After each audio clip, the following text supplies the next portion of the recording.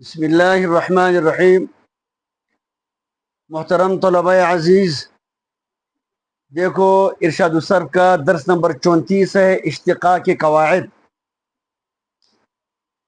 درس نمبر 33 میں نے ایک بات عرض کی تھی کہ مصدر اصل ہے یا مشتق اصل ہے، یعنی فعل اصل ہے۔ یہ کوئی لمبی چوڑی بات ہے، علم فقہ کے اندر باقاعدہ یہ بات دلیل کے ساتھ دلائل کے ساتھ موجود ہے۔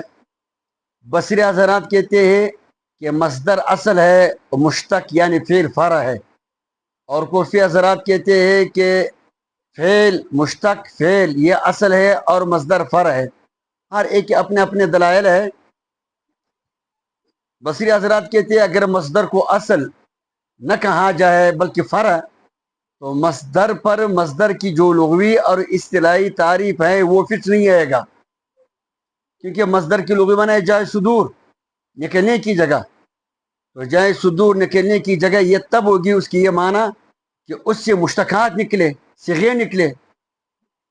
اور اسی طرح کہتے ہیں مصدر کی اصطلاحی تعریف، مصدر وہ اسم ہے جو خود کسی سے نہ بنے اور اسے دوسرے صیغے بنے، یہ اس کی اصطلاحی تعریف ہے۔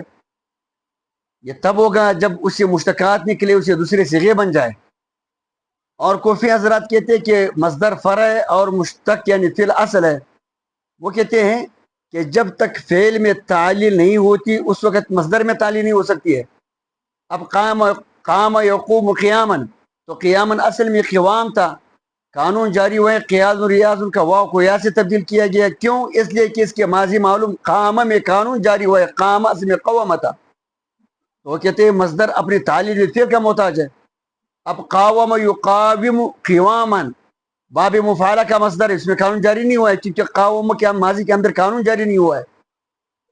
بہرحال کوفی اور بصری ان دونوں کا اس بات پر اتفاق ہے کہ مصدر اشتقاق کے لحاظ سے اصل ہے اور فعل فرع ہے، اور تعلیل اعلال کے اعتبار سے فعل اصل ہے، مصدر فرع ہے۔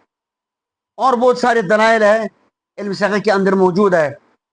تو اشتقاق کے قواعد یعنی اشتقاق کو ہم اور آپ اپنے اصطلاح میں بنا کہتے ہیں۔ بنا، جس صیغہ کو بنایا جائے اس کو مشتق کہتے ہیں، اور جس سے بنایا جائے اس کو مشتق منہ کہتے ہیں، اور بنانے کو اشتقاق کہتے ہیں۔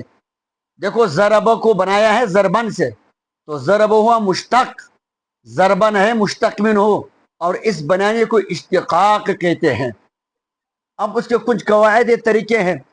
ہر ماضی معلوم کا پہلا صیغہ اپنے مصدر سے بنتا ہے، ضرب ضربن سے، اور ہر تثنیہ اور جمع اپنے واحد سے بنتا ہے، ضربا ضربو ضرب سے۔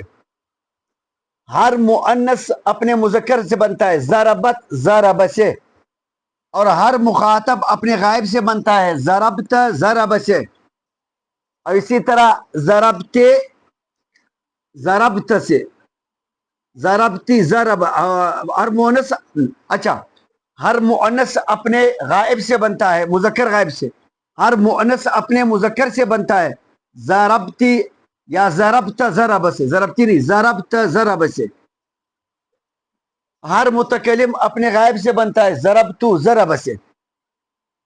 ہر اسم فاعل جو ہے ہر ماضی مجہول کا پہلا صیغہ ماضی معلوم کے پہلے صیغہ سے بنتا ہے، یا مجہول کے صیغے اپنے معلوم کے ہم جیسی صیغوں سے بنتا ہے، ضرب ضرب سے، ضربا ضربو ضرب سے، یا ضربا ضربا سے، یا ضربو ضرب سے۔ اور ہر اسم فاعل کا پہلا صیغہ مضارع معلوم کے پہلے صیغہ سے بنتا ہے، ضارب یضرب سے۔ ہر اسم مفعول کا پہلا صیغہ مضارع مجہول سے بنتا ہے، مضروب یضرب سے۔ ہر مصغر اپنے مکبر سے بنتا ہے، زویرب ضارب سے، اور زویربتن ضاربتن سے۔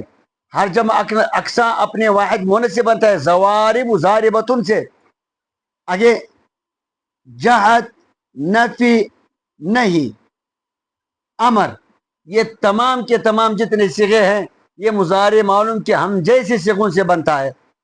جہد معلوم لم یضرب یضرب سے، جہد مجہول لم یضرب یضرب سے، نفی معلوم لا یضرب یضرب سے، نفی مجہول لا یضرب یضرب سے، نفی مؤکد معلوم لن یضرب یضرب سے، نفی مؤکد مجهول لن یضرب یضرب سے امر حاضر معلوم کے مخاطب کے چیز سگے ہے، یہ مضارع معلوم کے مخاطب کے چیز سگوں سے بنتا ہے، اضرب تضرب سے امر غائب معلوم امر حاضر مجهول مضارع مجهول تضرب یضرب تضرب سے امر غائب معلوم مضارع معلوم سے امر غائب مجهول مضارع مجهول سے نئے حاضر معلوم مضارع معلوم کے مخاطب سے نئے حاضر مجهول مضارع مجهول کے مخاطب سے نئی غائب معلوم مضارع معلوم کے غائب سے نئی غائب مجهول مضارع مجهول غائب کی صیغوں سے بنتے ہیں۔